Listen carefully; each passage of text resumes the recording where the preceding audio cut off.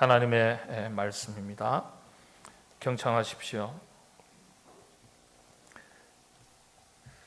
그때 학기세 아들 아도니아가 스스로 높여서 이르기를 내가 왕이 되리라 하고 자기를 위하여 병거와 기병과 호위병 50명을 준비하니 그는 압살롬 다음에 태어난 자요 용모가 심히 준수한 자라. 그의 아버지가 네가 어찌하여 그리하였느냐고 하는 말로 한 번도 그를 섭섭하게 한 일이 없었더라. 아멘. 여러분 한번 생각해 보시죠. 나는 눈물이 많은 사람인가? 눈물이 별로 없는 사람인가? 어떠세요? 어려우세요? 그러면 저는 어떤 것 같습니까? 우리 목사님은 눈물이 많은 분 같기도 하고 눈물 흘린 적을 본 적이 없어서 눈물이 별로 없는 것 같기도 하고 다른 사람 생각하기 전에 나 자신에 대해서 나는 참 눈물이 많은 사람이다. 나는 좀 눈물이 없는 사람이다. 한번 돌아볼 수 있겠죠. 사람에게 소중한 액체 세 가지가 있다고 말하죠. 눈물, 땀, 그리고 피입니다. 서양에 눈물은 영혼이 빚어내는 보석이라는 격언이 있습니다. 눈물은 영혼이 빚어내는 보석이다. 악의 눈물이라고 해서 거짓된 눈물도 있기는 하지만은 눈물은 사람의 감정을 가장 정직하게 보여준다고 말합니다. 인간의 감정의 절정에는 언제나 눈물이 있는 법이죠. 기쁠 때, 슬플 때, 아주 기쁠 때, 아주 슬플 때, 슬픔이 깊어갈 때, 기쁨이 아주 절정에 이를 때 눈물을 보입니다. 미국의 생화학자 빌 프레이라는 교수님이 눈물의 종류를 세 종류로 나누었습니다. 생리적인 눈물, 우리의 신체적 기능을 하기 위한 눈물이죠. 자극에 의한 눈물, 뭐 따가운 거라든지 매운 거라든지 뭐 여러 가지 자극에 의해서 흘리는 눈물, 그리고 심리 정서적인 반응에 의한 감정적인 눈물, 이렇게 세 가지로 나눴습니다. 그런데 이 중에 감정적인 눈물이 인간을 인간답게 한다, 그렇게 말했습니다. 아주 냉정한 사람을 가리켜 뭐라 그러죠? 피도 눈물도 없는 사람이다, 그렇게 말하지 않습니까? 그래서 눈물이 없는 사람보다는 눈물이 많은 사람이 훨씬 더 인간적인 매력이 있습니다. 철학자 소크라테스는요, 지성의 최고봉 아니겠습니까? 그런데 제자들에게 눈물이 없는 사람과는 사귀지 말라, 그렇게 가르쳤습니다. 지성을 강조했던 스승이 지성이 없는 사람들과는 사귀지 말라, 그렇게 제자들에게 가르쳤을 법한데 눈물이 없는 사람과는 사귀지 말라, 이렇게 가르쳤습니다. 인간의 본성 중 하나가 눈물이에요. 인간다움의 조건입니다. 그래서 눈물이 있다는 것이 건강한 것입니다. 눈물이 있는 사람이 말씀드린 대로 훨씬 더 매력이 있습니다. 그래서 제자들에게 눈물이 없는 사람들과는 사귀지 말라, 그렇게 가르쳤던 것입니다. 중국 한자 말에 읍소왈 이런 말이 있습니다. 이런 단어가 있어요. 읍소왈, 조용하게 눈물을 흘리면서 하소연하거나 호소하는 것을 말합니다. 말없이 눈물을 흘리며 우는 것을 가리켜서 말할 때 읍소왈, 이렇게 말합니다. 눈물은 사람의 마음을 움직이는 힘이 있다고 말합니다. 그래서 눈물은 또 하나의 언어와 같습니다. 설득력 있는 언어지요. 그렇게 눈물을 흘리며 말하는 것을 읍소왈, 이렇게 말합니다. 목소리를 높이는 요즘 세상에서 읍소왈의 지혜가 필요합니다. 하나님 앞에서도 마찬가지 아니겠습니까? 조용하게 눈물로 엎드리며 기도하는 그 눈물의 기도가 응답의 역사가 있는 것입니다. 여러분들도 인생살이에 지치고 상한 것이 있으면 언제나 주님 앞에 나오셔서 읍소왈, 주님 앞에 눈물로 기도하는 그런 기도를 들으시게 되기를 바라고, 그런 기도를 하나님께서 들으시고 여러분의 마음에 눈물을 닦아주시고 큰 기쁨을 허락해 주시기를 바랍니다. 눈물도 가지가지이죠. 간혹 자녀들 때문에 가슴앓이를 하고 눈물 흘리는 분들이 있습니다. 눈물 흘리는 정도가 아니라 눈물을 쏙 빼는 그런 일들도 있습니다. 예로부터 농사 중에도 자식 농사가 제일 어렵다고들 말합니다. 그런데 자식 문제로, 자녀 문제로 상담을 하는 많은 사례들을 보면 부모의 문제인 경우가 상당 부분 있습니다. 자식은 부모의 얼굴 혹은 거울이라고 말하지 않습니까? 부모님들의 어린 시절에 지나친 불안, 경험했던 억압들, 또 소외된 경험, 아니면 부모님의 지나친 과잉보호, 혹은 또 자라오면서 생겼던 어린 시절의 열등감, 이런 것들을 경험하고 또 사랑받지 못했던 경험들이 훗날 부모 자신도 모르게 자녀들에게 그대로 투사가 되는 경우가 있습니다.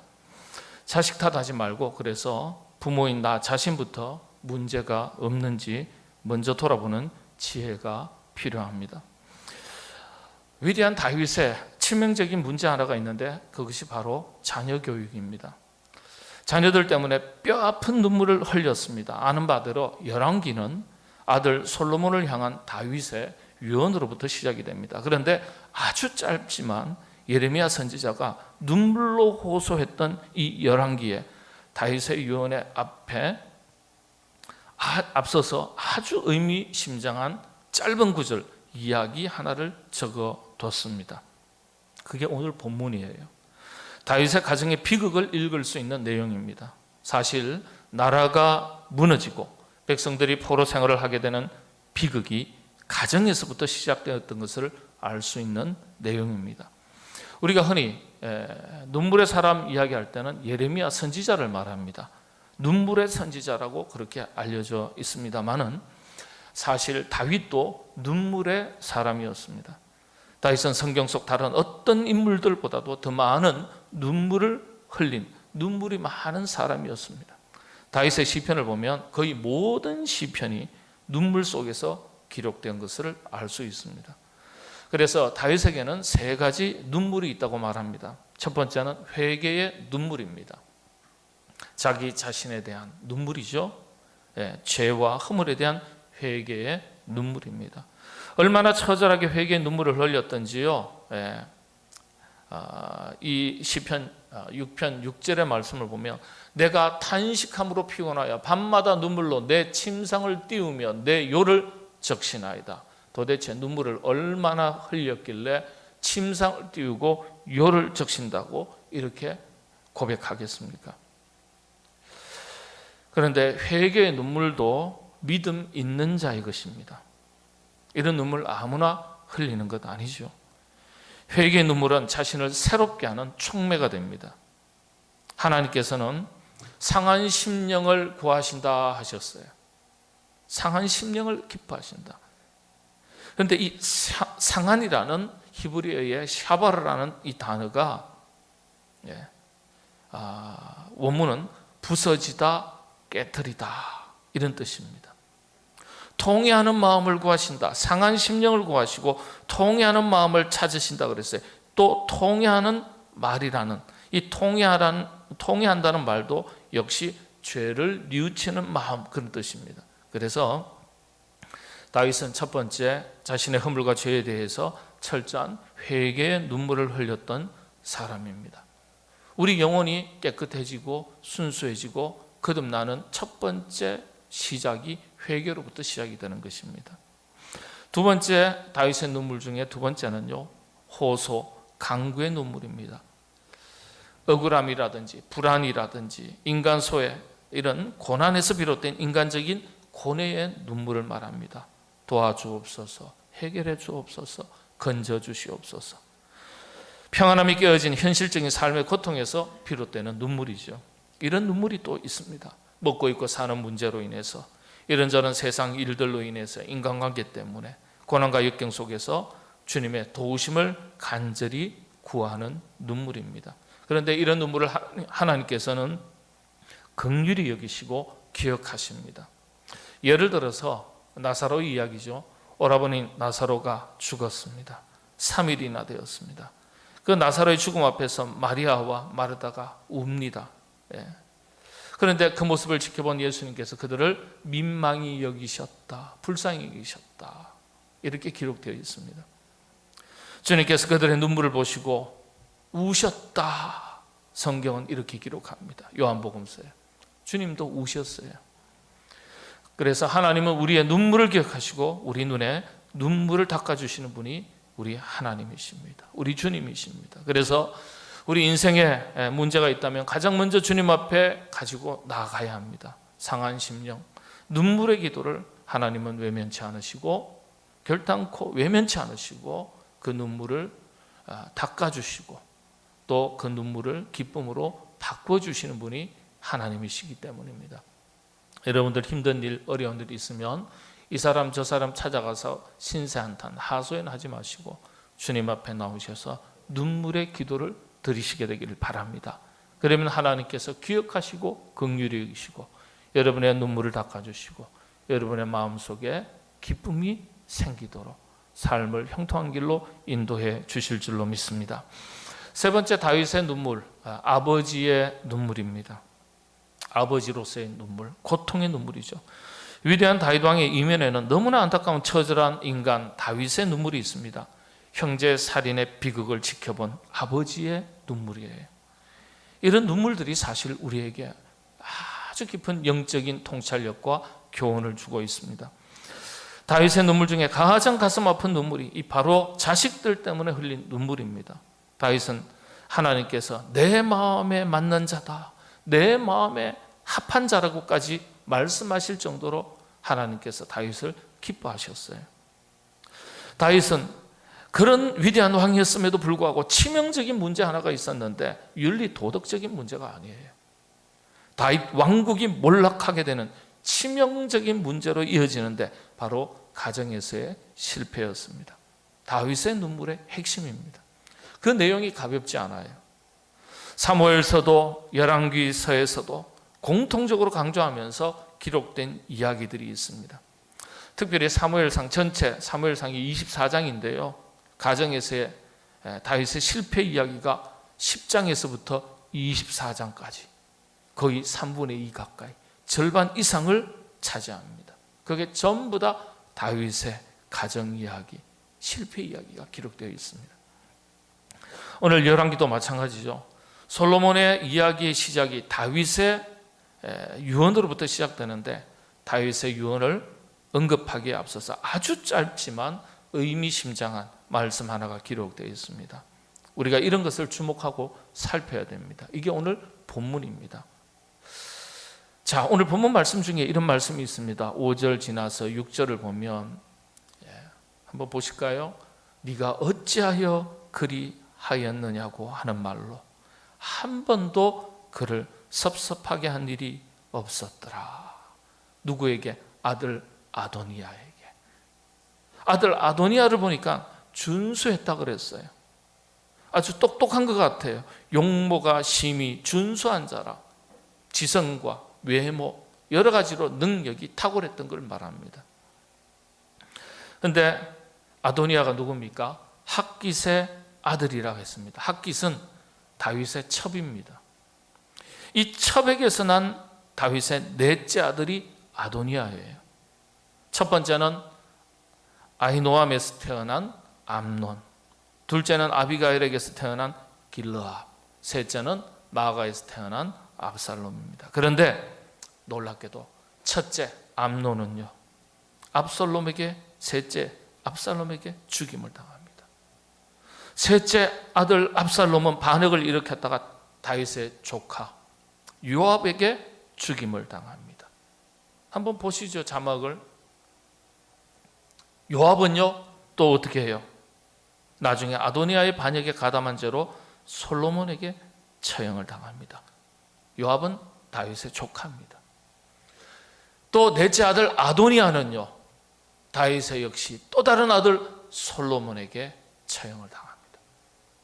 전부 다 첫째가 셋째 죽이고, 셋째가 누굴 죽이고, 조카가 형제를 죽이고,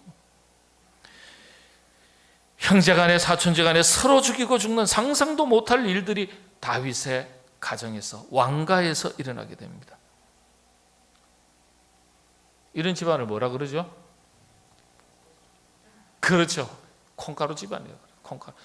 차라리 콩가루면 괜찮아요. 이건 죽이는 문제예요. 죽이는 문제. 이 아들, 넷째 아들 아도니아가 35살쯤 되었을 때, 넷째지만은 살아있는 아들로서는 나이가 제일 많았습니다. 그러니까 셋째까지 다 죽었어요. 이미. 이 아도니아가 그런데 압살롬에게 많은 영향을 받았던 것 같습니다. 압살롬이 행했던 악행들을 그대로 따라서 반복을 합니다.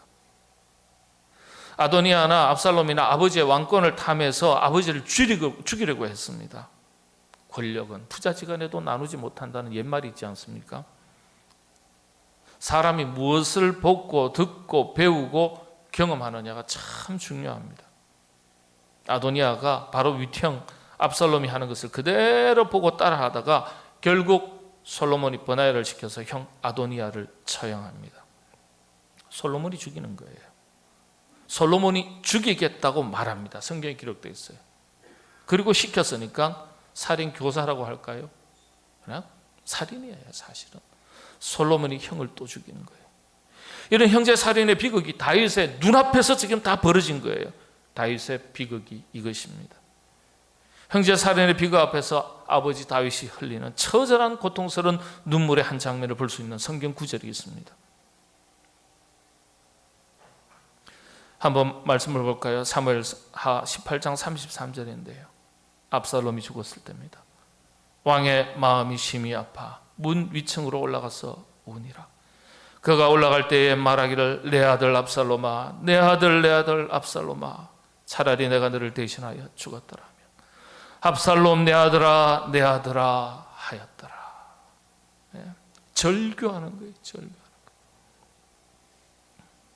왜 이렇게 형제 살인의 비극이 가정에, 그 위대한 왕이라고 불렸던 다윗의 가정에서 일어나게 됐을까? 왕가에서 일어나게 되었을까? 원인을 찾는 많은 학자들이 그렇게 이야기합니다. 수많은 전쟁을 치르느라 집을 너무 많이 비웠다는 거예요. 아들 자식 데리고 가면서 전쟁터에서 아들 자식 데리고 다니나요? 그렇지 않잖아요. 집에 두는 거죠. 근데 아버지는 맨날 나가서 전쟁해야 되는 거예요. 통일 왕국을 이루는 위대한 왕이 되었지만은 가정은 소홀히 할 수밖에 없는 겁니다. 그러니까 자녀와의 만남이 부족했던 거예요. 대화가 부족했던 거예요. 소통의 방법을 몰랐거나 소통할 수 있는 시간이 절대적으로 부족했다는 거예요. 그런데 또 어떤 학자들은 심리학적인 관점에서는 이 다윗의 기질에서 문제를 찾습니다. 다윗은 왕이었습니다. 왕은 어떤 기질을 가지고 있죠? 항상 명령하는 자입니다. 지시하는 자입니다. 자신도 모르게 오랜만에 만난 아들을 어떻게 키우죠? 지시하고 원웨이, 일방적인 소통을 한다는 거예요. 관심을 가지고 사랑하는 것 같지만 표현하는 방법이 일방적이에요. 강한 아버지인 거예요. 지시만 하던 왕의 습관, 그게 아들에게서도 그대로 드러나는 거예요. 또 다윗의 어린 시절에서 원인을 찾는 학자들도 있습니다. 부모 사랑의 결핍. 여러분, 다윗이 부모 사랑을 많이 받았던 아들 같습니까? 천만의 말씀은요, 그렇지 않습니다. 형들이 전쟁터에 나갔습니다. 그 위험한 전쟁터에 형들의 사정을 알고 싶어서 부모가 누굴 보냅니까? 다윗이 누굴 보냅니까? 막내 아들 다윗을 보냅니다. 전쟁터에 제일 나이 어린 막내 아들을 보낼 수 있습니까? 아버지 자신이 차라리 가죠. 야야, 위험해서 안 돼. 넌 집에 있어. 진짜 사랑했다면 그렇게 하지 않겠어요? 근데 아버지가 야 다윗아, 네가 갖다 좀 와라. 형한테 먹을 거 갖다 주고.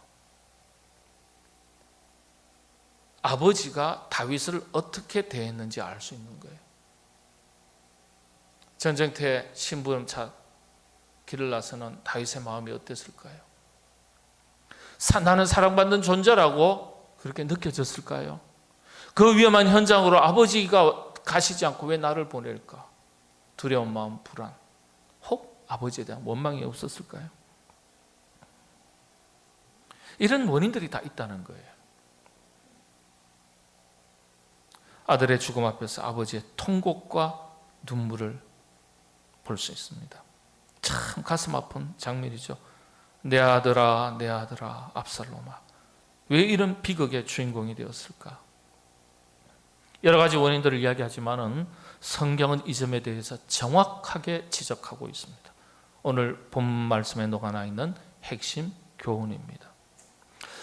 오늘 본 말씀을 보면은요, 다윗의 큰 실수, 자녀를 대하는 다윗의 큰 실수 두 가지를 찾아볼 수 있습니다. 첫 번째는 편애했다는 거예요.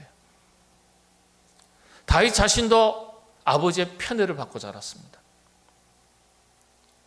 다윗은 가정 문제에 대해서는 많은 실수를 범했습니다. 여러 명의 첩을 거느렸고요. 자녀들을 똑바로 훈계하면서 가르치지 못했다고 성경은 분명하게 기록하고 있습니다.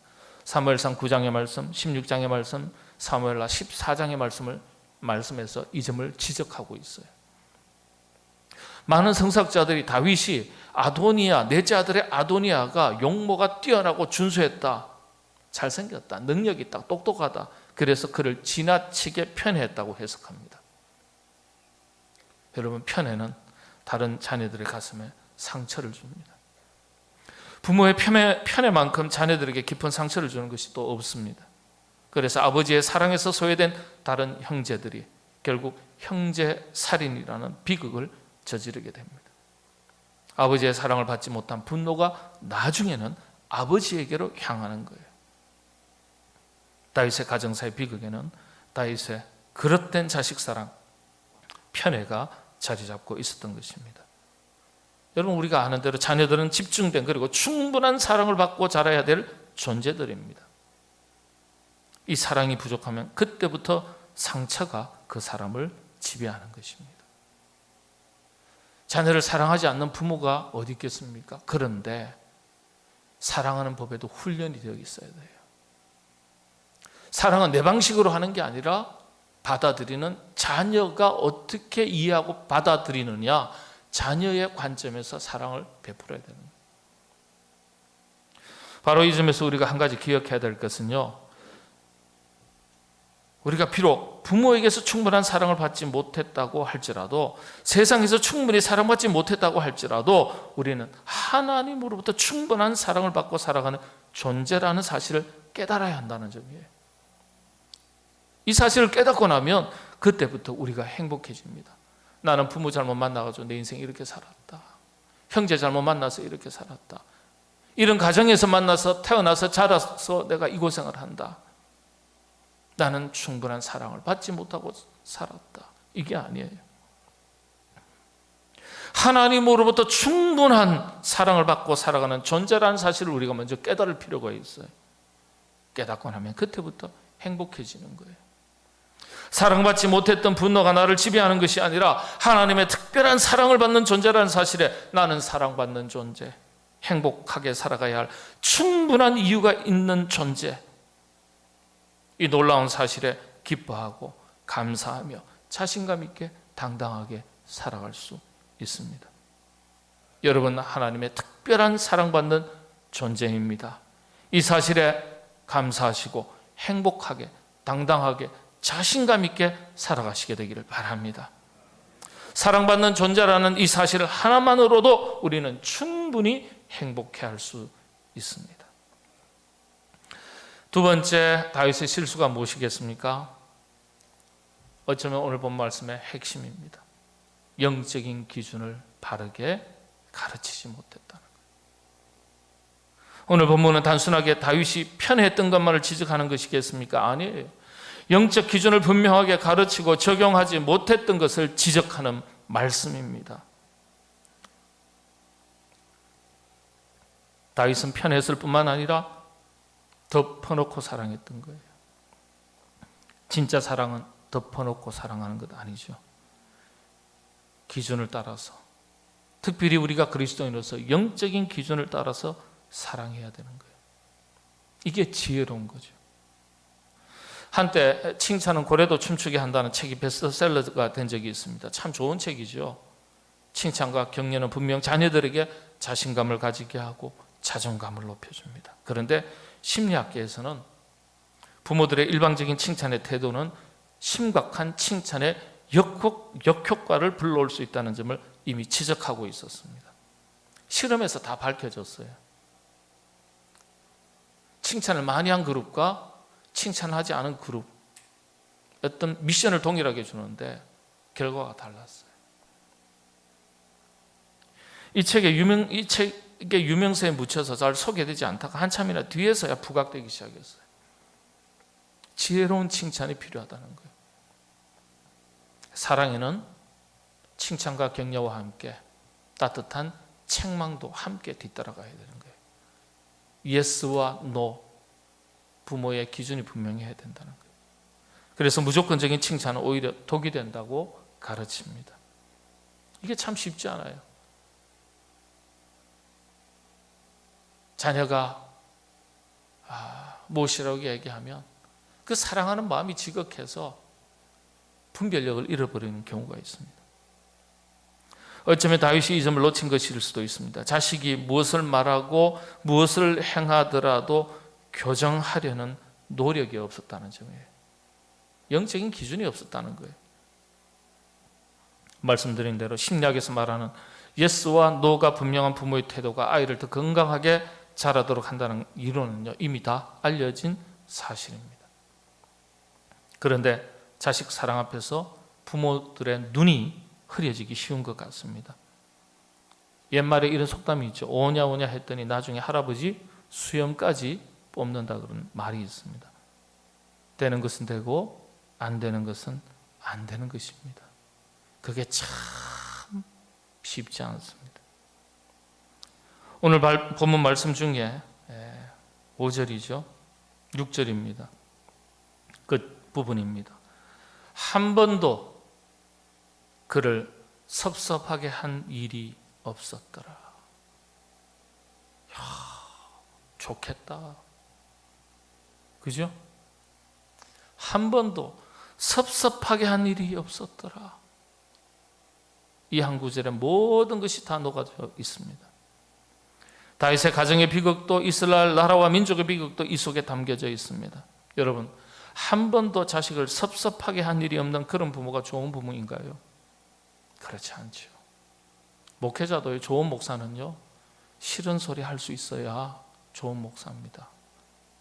영적으로 게으르고 영적으로 무감각한 성도들을 보면서도 좋은 게 좋은 거지, 싫은 소리 해봐야 관계만 나빠지지. 가만히 있는 목사 좋은 목사입니까? 천만의 말씀입니다.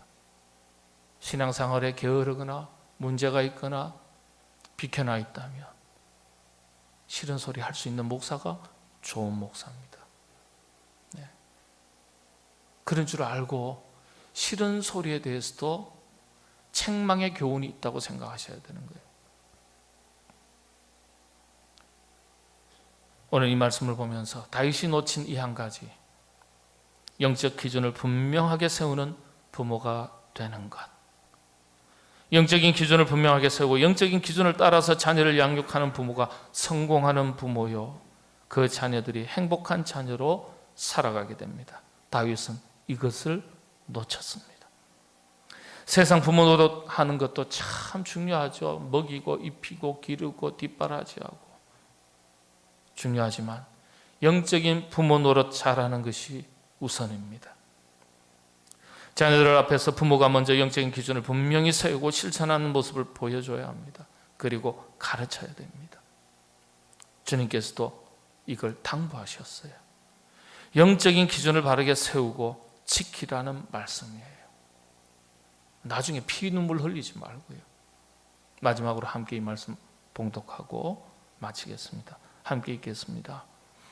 오직 너희 말은 옳다 옳다 아니라 아니라 하라. 이에서 지나는 것은 악으로부터 나느니라. 기도하겠습니다. 주님, 위대한 다윗 왕이 가정에서 실패한 아버지였던 것을 저희가 살폈습니다. 고통스러운 눈물을 흘렸던 다윗을 보았습니다. 자식을 편애했고 그가 어떠한 이유에서 편애했는지 알 수는 없지만 무엇보다도 영적인 기준을 분명하게 세우지 못했던 아버지였던 것을 살폈습니다. 자식 앞에서 눈이 가려지고 흐려졌던 것을 보았습니다. 자식 사랑이 기준 없이 행해졌던 것을 보았습니다. 이것을 답습하는 우리가 되지 않게 도와주시옵소서. 자녀들을 양육하는 일에 있어서 먼저 부모로서 영적인 기준을 분명히 세우고 영적인 기준을 따라 양육하는 믿음의 부모가 되게 하여 주옵소서. 우리 자녀들이 그 영적인 기준을 따라 행복한 자녀로 살아가도록 인도하여 주옵소서. 예수님의 이름으로 기도하옵나이다. 아멘.